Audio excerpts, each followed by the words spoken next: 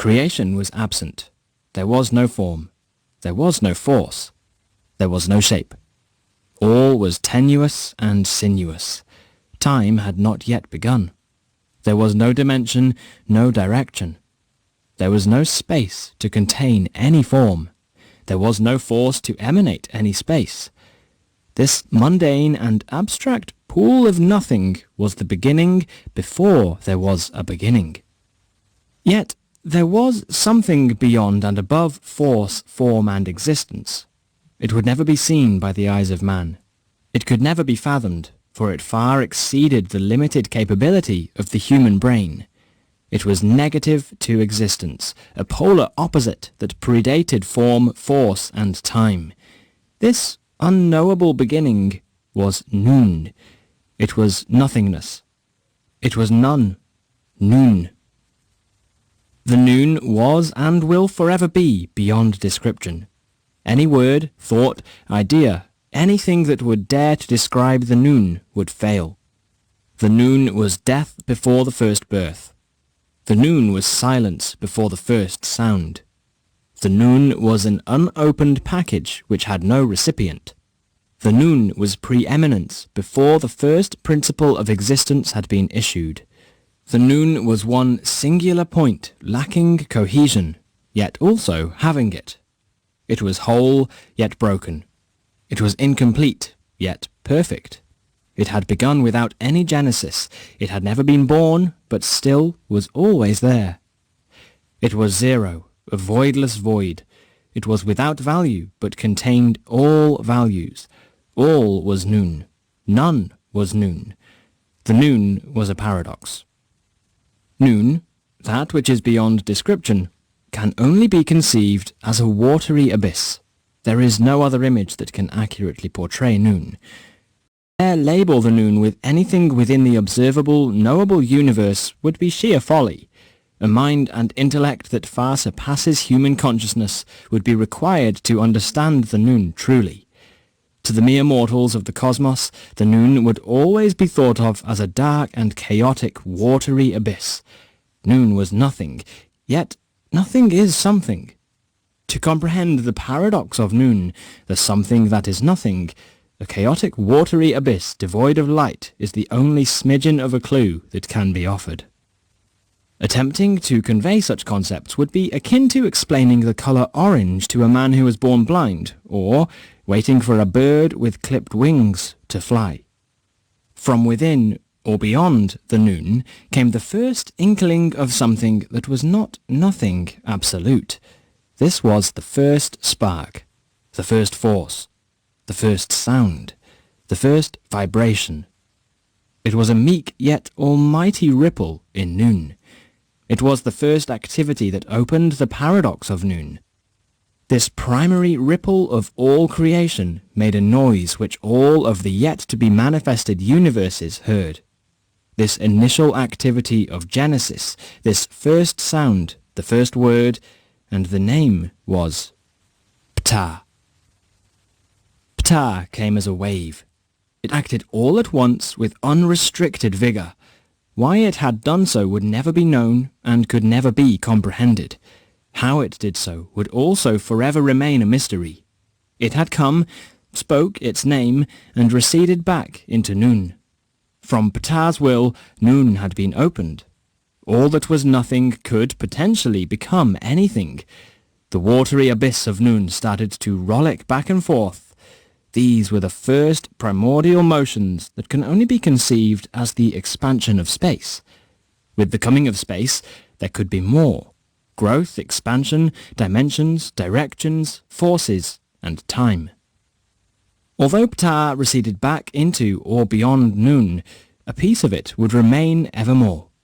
Since Ptah was the beginning, it could not entirely remove itself from the action of first creation. All actions have consequences, and Ptah was the very first action. Every issue of activity that would ever happen would always be a consequence of Ptah opening Noon. No matter how much space expanded or the coming universe evolved, Ptah would remain in one way or another. From the largest planet to the smallest particle, all would be nothing more than the atoms or memories of Ptah. Ptah very well may have created itself out of sheer will.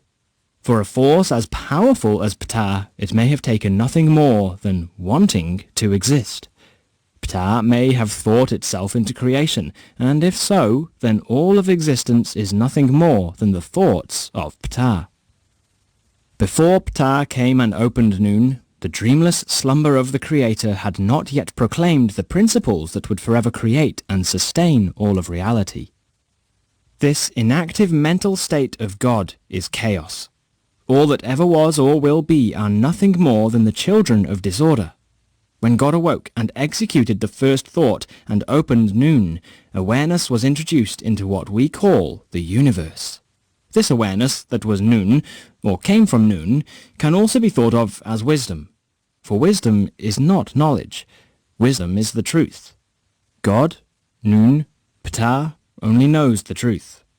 Illusions would be for the creations that were to follow the first thought of God. The nefariously misunderstood battle between good and evil first began when the awareness that came from Ptah first activated.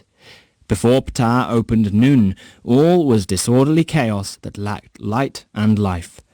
After God's first thought issued forth, causing Ptah to open Nun, the principles of creation, the thoughts of God, began to attack the chaos of Nun that has remained innocent and stagnant since before time began. This chaos that predated all of creation is what mortals would believe to be evil. Then Ptah opened Nun and introduced order to chaos. This order that stemmed from the mind of God would, eventually, allow light and life to come into manifestation. The order that began to battle the chaos of Nun is what mankind would call good. One day, Ptah will act again and soak up everything that emitted from its first action. Everything. All that Nun would become will return to Ptah when evolution reaches completion. When that happens, all knowledge will be revealed and every secret will be unveiled.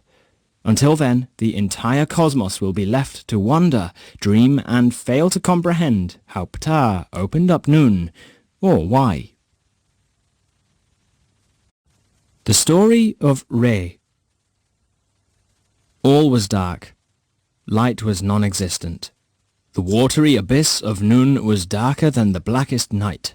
The universe was blind and lacked solidity. Then, Ptah. Something had moved the dark, liquid chaos and opened up a crack in Nun. Through that tiny sliver of an opening, a ray of light emanated as one massive pillar.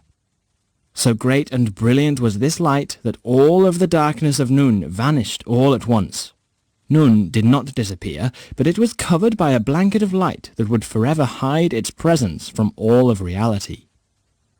This light that shattered the darkness was the first manifestation of something that was not chaotic or static, yet it had also arisen from the Nun. The pillar of brilliant light festered over all of Nun, vibrating a new form of existence into the watery chaos. The Nun started to shift more, rippling about itself and transmuting its chaotic lack of structure into an ethereal and omnipotent light. All at once, what had always been dark and sinuous, what had only been nothing, was transformed. This new form of existence was light, and it was the first birth in all of creation.